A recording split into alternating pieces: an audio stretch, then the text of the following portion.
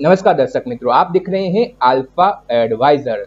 दोस्तों, आज के वीडियो में हम एक फोकस फंड के बारे में चर्चा करेंगे। फोकस फंड क्या होते हैं उसके बारे में वीडियो में चर्चा करेंगे।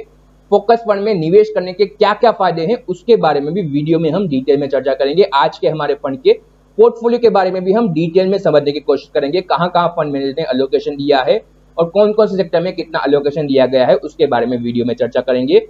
किस प्रकार के इन्वेस्टर को इस फंड में निवेश करना चाहिए उसके बारे में भी वीडियो में चर्चा करेंगे। और इसके साथ साथ इस फंड के साथ आपको एक एडिशनल लाइफ इंश्योरेंस का बेनिफिट भी मिलता है, तो उसके बारे में भी हम वीडियो के अंत में चर्चा करेंगे। तो इस वीडियो को आप अंत तक जरूर देखिएगा। और अपने कैटेगरी का एक बहुत ही बेहतरीन फंड है जिसके बारे में जनरली कहीं पे भी चर्चा भी नहीं होती है, तो इस वीडियो को आप मैक्सिमम लोगों तक शेयर भी जरूर कीजिएगा। अगर किसी इन्वेस्टर को करंट मार्केट में निवेश करना हो, लमसम भी निवेश करना हो, तो ये एक फंड है जिसमें वो निवेश कर सकते हैं आने वाले 3 से 5-7 साल के लिए। तो एक बहुत ही बेहतरीन फंड है, अपने कैटेगरी का लंबे अवधि में बेहतरीन रिटर्न आपको बना के दे सकता है।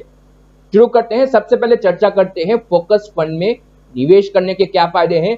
तो फोकस फंड 30 शेयर में निवेश कर सकते हैं, मैक्सिमम डेफिनेशन है फोकस फंड की, मैक्सिमम वो 30 शेयर में ही निवेश कर सकते हैं। तो जनरली अगर आप देखें तो फोकस फंड का पोर्टफोलियो कॉन्सेंट्रेटेड पोर्टफोलियो होता है। 25 से 30 शेयर फंड मैनेजर अपने पोर्टफोलियो में रखते हैं और वहां पे कॉन्सेंट्रेटेड पोर्टफोलियो होने के कारण फंड मैनेजर ऐसी ही कंपनियों में अपना अलोकेशन देते हैं जहां पे उनका कन्वेक्शन बहुत ही ज्यादा हो।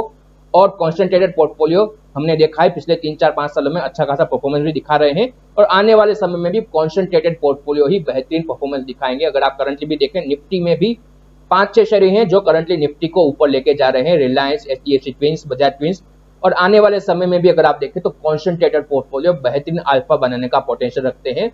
और अगर आपको लंबी अवधि में बेंचमार्क से बेहतरीन रिटर्न बनाना हो, निफ्टी से बेहतरीन रिटर्न बनाना हो, तो कॉन्सेंट्रेटेड पोर्टफोलियो ही बेहतरीन पोर्टफोलियो रहता है।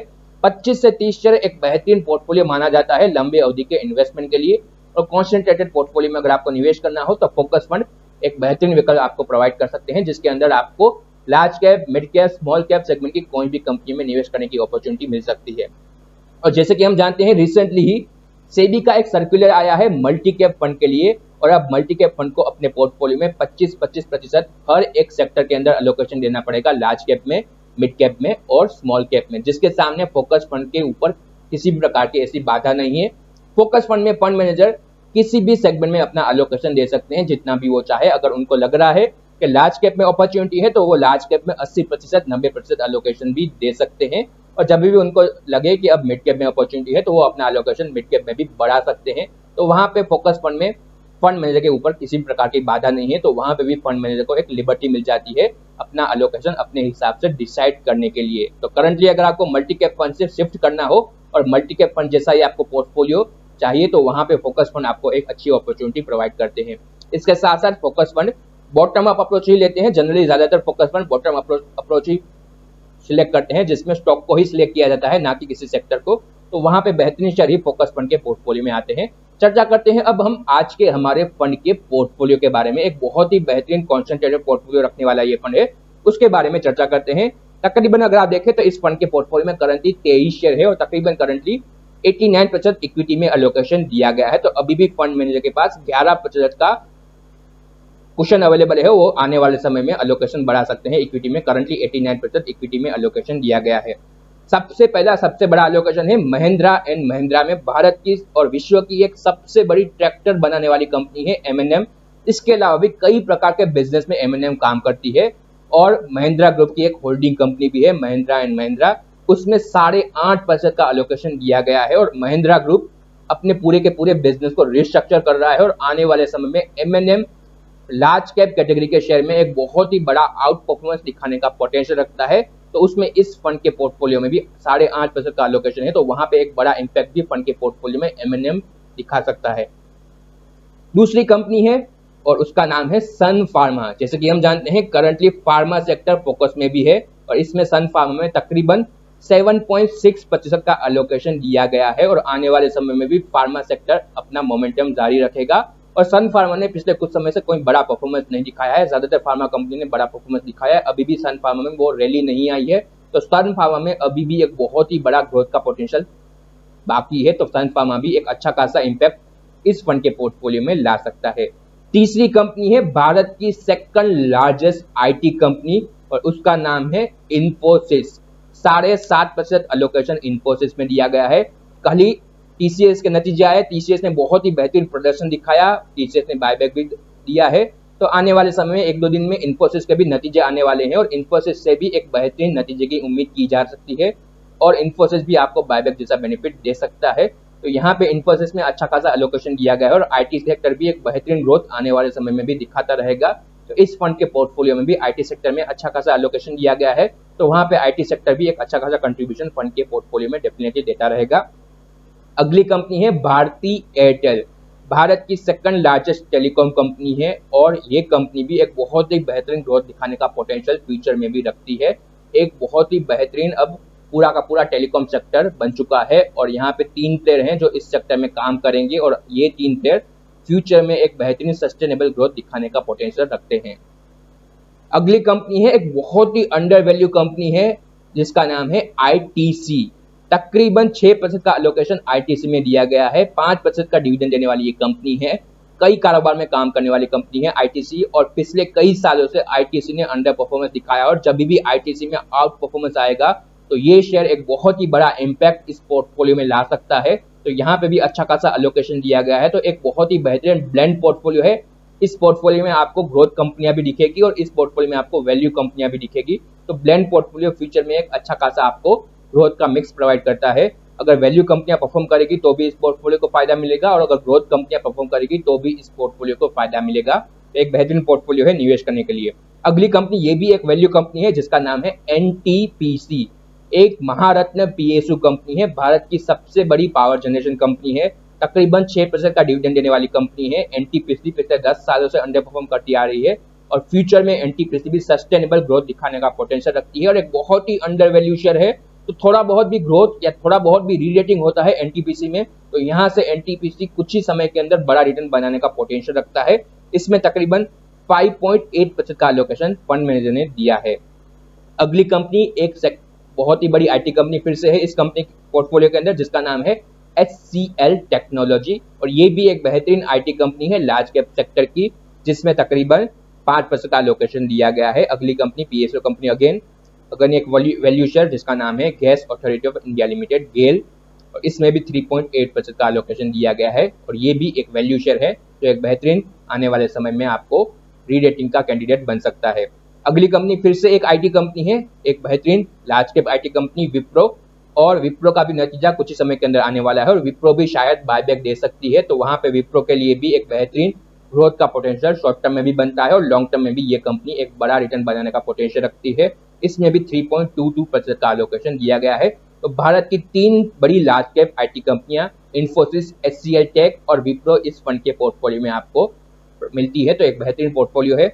अगली कंपनी है एक मिड साइज की कंपनी है, छोटी साइज की कंपनी है जिसका नाम है गुजरात पिपावाव पोर्ट। एक बेहतरीन डिविडेंड देने वाली कंपनी है और ये कंपनी भी एक वैल्यू शेयर है।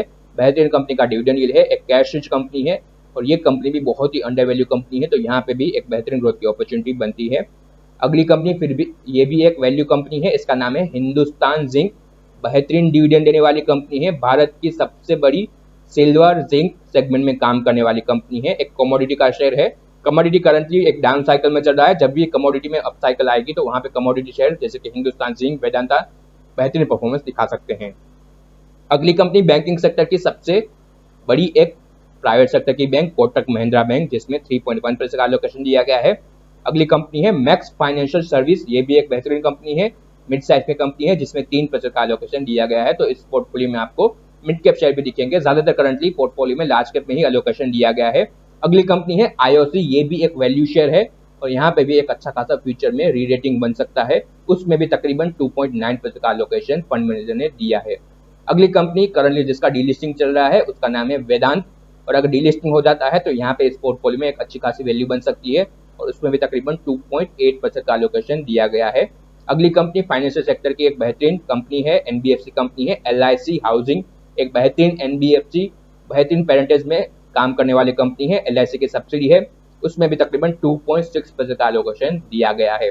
अगली कंपनी एक बेहतरीन अंडर वैल्यू शेयर है टाटा पावर, टाटा ग्रुप की एक बहुत ही बेहतरीन कंपनी है, उसमें भी अच्छा खासा एलोकेशन दिया गया है। सन टीवी, ये भी एक बेहतरीन कंपनी है, मिड साइज की कंपनी है और इसमें भी तकरीबन 2.5% का एलोकेशन दिया गया है। अगली कंपनी ग्रासिम और ये भी एक बेहतरीन आदित्य बिरला ग्रुप की कंपनी है, सीमेंट सेक्टर की बेहतरीन कंपनी है ग्रासिम, और यहाँ पे भी फ्यूचर में एक बहुत ही बेहतरीन ग्रोथ आ सकती है। ये भी एक बहुत ही अंडर वैल्यू शेयर है, तो यहाँ पे भी फ्यूचर में ग्रोथ आ सकती है। अगली कंपनी है अमर राजा, बैटरी बनाने वाली कंपनी है, और उसके बाद भी दूसरी कंपनी भी एक्साइड है। तो ये दोनों की दोनों बैटरी बनाने वाली कंपनी इस फंड के पोर्टफोलियो में है। और जब भी ऑटो सेक्टर में ग्रोथ आएगी, ई व्हीकल में ग्रोथ आएगी, तो उसमें बैटरी का भी बहुत ही बड़ा ग्रोथ आ सकता है। और बैटरी बनाने वाली दोनों की दोनों कंपनियां इस फंड के पोर्टफोलियो में है, अमर राजा और एक्साइड। तो वहां पे भी एक अच्छा खासा ग्रोथ इस फंड में ये दोनों शेयर ला सकते हैं। अगली कंपनी है bank of Baroda, PSU bank है, और ये भी एक बहुत ही पिटा हुआ शेयर है, तो यहाँ पे भी एक अच्छा खासा बाउंस आ सकता है। और आखिर में है बीएचईएल, ये भी एक पीएसयू कंपनी है और एक बहुत ही अंडर वैल्यू शेयर है, जिसमें तकरीबन 0.9% का अलोकेशन दिया गया है। तो एक बहुत ही बेहतरीन कॉन्सेंट्रेटेड पोर्टफोलियो है, लार्ज कैप में ज्यादातर अलोकेशन फंड मैनेजर ने दिया है।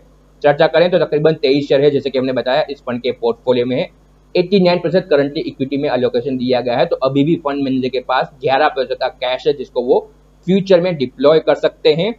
और एवरेज पीई इस पोर्टफोलियो का तकरीबन 24 का है, तो अभी भी अगर आप देखें तो ये पोर्टफोलियो आपको एक सस्ते वैल्यूएशन पे मिल रहा है, जिसके सामने निफ्टी करंटली 32 के पी पे चल रहा है। पोर्टफोलियो का डिविडेंड यील्ड तकरीबन 2.3% का है और बुक वैल्यू तकरीबन 2.7 की है। एवरेज पोर्टफोलियो की बुक वैल्यू 2.7 की है, जो एक फेयर बुक वैल्यू मानी जाएगी। और अगर आप देखें टॉप 10 शेयर में करंटली 58% का एलोकेशन दिया गया है, तो टॉप 10 में कॉन्सेंट्रेशन भी है। तो वहां पे अगर कोई भी बड़ी कंपनी तो इस फंड के टॉप 10 में एलोकेशन रखती है, जैसे कि एमएनएम, सन फार्मा या इन्फोसिस, एक बड़ा आउट परफॉर्मेंस दिखाती है, तो वहां पे एक बहुत बड़ा इम्पैक्ट पोर्टफोलियो में ये कंपनी ला सकती है। एवरेज मार्केट कैप तकरीबन 1,16,000 करोड़ का है, तो एक लार्ज कैप बायस करंटली ये पोर्टफोलियो है। लार्ज कैप में 70% एलोकेशन है, मिड कैप में तकरीबन 15% और स्मॉल कैप में 3%। तो जैसे कि हमने बताया फंड मैनेजर के पास लिबर्टी है किसी भी सेक्टर में अपना एलोकेशन रखने के लिए, और जब भी उनको लगे कि अब लार्ज कैप से उनको मिड कैप में अपना एलोकेशन बढ़ाना चाहिए, तो वो इजीली वो कर भी सकते हैं, वहां पे उनके पास कोई भी रेस्ट्रिक्शन नहीं है। सेक्टर के बारे में चर्चा करें तो आईटी सेक्टर में सबसे बड़ा एलोकेशन करंटली इस पोर्टफोलियो में है, तकरीबन 16% का। उसके बाद है ऑटो और ऑटो एंसिलरी में तकरीबन 12.4% का एलोकेशन है। BFSI banking and financial service में तकरीबन 9.8% का एलोकेशन है। पावर सेक्टर में तकरीबन 8.4% और फार्मा सेक्टर में 7.6% का एलोकेशन करंटली दिया गया है। तो सेक्टर वाइज भी अगर आप देखें तो अच्छा खासा डाइवर्सिफिकेशन किया गया है। IT sector, pharma sector currently एक मोमेंटम के सेक्टर है, तो वहां पे भी एलोकेशन है। और कुछ वैल्यू सेक्टर जैसे कि पावर सेक्टर, ये भी इस पोर्टफोलियो में है, तो वो भी फ्यूचर में इस पोर्टफोलियो में एक अच्छा खासा कंट्रीब्यूशन कर सकते हैं। और फंड का नाम है ICICI prudential focus equity fund. ICICI prudential focus equity fund के बारे में कहीं पे भी ज्यादा चर्चा नहीं होती है, और ये फंड फ्यूचर में बेहतरीन परफॉर्मेंस दिखा सकता है। पिछले 6 महीने का अगर आप परफॉर्मेंस देखिए सारे के सारे फोकस कैटेगरी का फंड का, तो वहां पे आईसीआईसीआई टॉप परफॉर्मर रहा है, क्योंकि इस फंड के पोर्टफोलियो में कई सारे वैल्यू शेयर भी हैं। तो ये फंड फ्यूचर में भी एक बेहतरीन ब्लेंड अप्रोच लेके चल रहा है, तो यहाँ पे आपको फ्यूचर में भी बेहतरीन ग्रोथ मिल सकती है। अगर ग्रोथ शेयर परफॉर्म करते हैं तो भी ये पोर्टफोलियो परफॉर्म करेगा, और अगर वैल्यू शेयर परफॉर्म करते हैं तो भी ये पोर्टफोलियो आउट परफॉर्मेंस दिखा सकता है। और करंटली इस फंड का एनएवी है 30.5 का। तकरीबन 2009 में फंड को लॉन्च किया गया था, जब से ये फंड लॉन्च हुआ है तब से अब तक तकरीबन 11% के सीएजीआर से फंड ने रिटर्न बना के दिया है। और ये फंड अगर आप देखें तो एक बहुत ही छोटा एईएम रखता है, हमने पहले भी चर्चा की हुई है। छोटे साइज के जो एईएम रखने वाले फंड होते हैं उसमें फंड मैनेजर के पास एक बहुत अच्छा खासा कुशन मिल जाता है। छोटा एईएम फंड मैनेजर बेहतरीन तरीके से चर्न कर सकते हैं, कभी भी और वो चाहे तो किसी भी शेयर में जल्दी से एंट्री ले सकते हैं, जल्दी से एग्जिट भी ले सकते हैं। सिर्फ 800 करोड़ का एईएम है इस फंड का, तो अभी भी छोटी साइज का फंड है, तो यहाँ पे फ्यूचर में भी एक बहुत बड़ा पोटेंशियल ग्रोथ का बन सकता है फंड मैनेजर के लिए। जैसे जैसे फंड का एईएम बढ़ता जाता है वैसे वैसे फंड मैनेजर के पास अपने फंड को मैनेज करने में मुश्किल हो जाता है। जैसे कि आप देख रहे हैं कई ऐसे बड़े बड़े फंड है 20-20 हजार करोड़ के ईएम रखने वाले, तो वहां पे फंड मैनेजर इतने बड़े ईएम को मैनेज नहीं कर सकते हैं, इसलिए वो अपने पोर्टफोलियो में नए नए शेयर ऐड करते जाते हैं।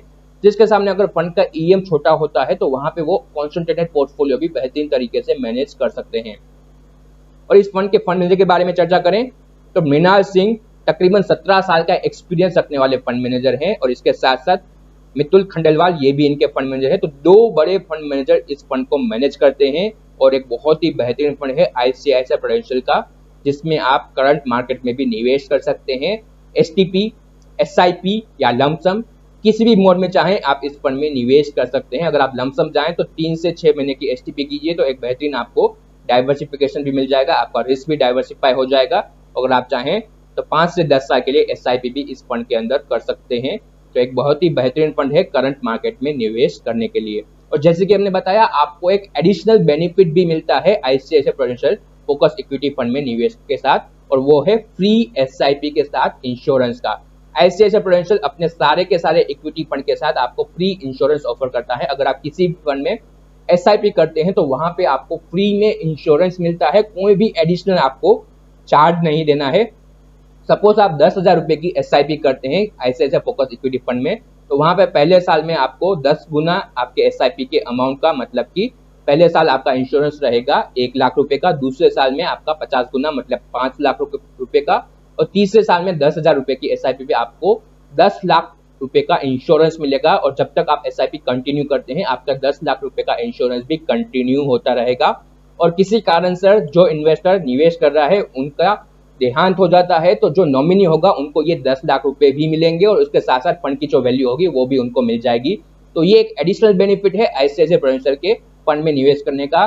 डेफिनेटली आपको सिर्फ इंश्योरेंस के लिए निवेश नहीं करना चाहिए, बट अगर आप निवेश कर रहे हैं फोकस फंड में तो उसके साथ आपको ये एडिशनल बेनिफिट मिल रहा है, तो उसका बेनिफिट भी आपको जरूर लेना चाहिए। इसके लिए आपको एसआईपी प्लस का ऑप्शन सिलेक्ट करना है। बाय डिफॉल्ट आपको ये बेनिफिट नहीं मिलता है, आपको एसआईपी प्लस का ऑप्शन सिलेक्ट करना है, तभी आपको ये बेनिफिट मिलेगा। ये बात आप ध्यान में रखिएगा। तो एक बेहतरीन फंड है, इसमें आप लंबी अवधि के लिए निवेश कर सकते हैं। अगर आपको इस फंड में निवेश करना है तो दिए गए नंबर पे आप हमें संपर्क कर सकते हैं। कैसे निवेश करना है, कितने टाइम के लिए निवेश करना है, कितना अलोकेशन देना है इस फंड में, उसके बारे में आप हमारे साथ चर्चा करके हमारे साथ ही इस फंड में निवेश कर सकते हैं। इसके साथ साथ एक बहुत ही बेहतरीन फंड है जिसके बारे में ज्यादातर चर्चा नहीं होती है किसी भी ऑनलाइन प्लेटफॉर्म पे। तो आप सभी से एक ही अनुरोध रहेगा कि इस फंड को ज्यादा से ज्यादा लोगों तक पहुंचाइए, वीडियो को शेयर कीजिए ताकि ज्यादा से ज्यादा investor ICICI prudential focus equity fund के बारे में जानकारी प्राप्त करें। बेहतरीन पोर्टफोलियो है, फ्यूचर में एक अच्छा खासा रिटर्न बनाने का पोटेंशियल इस पोर्टफोलियो के अंदर है। तो मैक्सिमम लोगों तक आप इस वीडियो को शेयर जरूर कीजिए। और अगर आपने अब तक हमारे चैनल को सब्सक्राइब न किया हो तो चैनल को सब्सक्राइब जरूर कीजिए, बेल आइकन को दबाइए ताकि जब भी हमारा नया वीडियो आए आपको नोटिफिकेशन मिल जाए। Thank you for watching.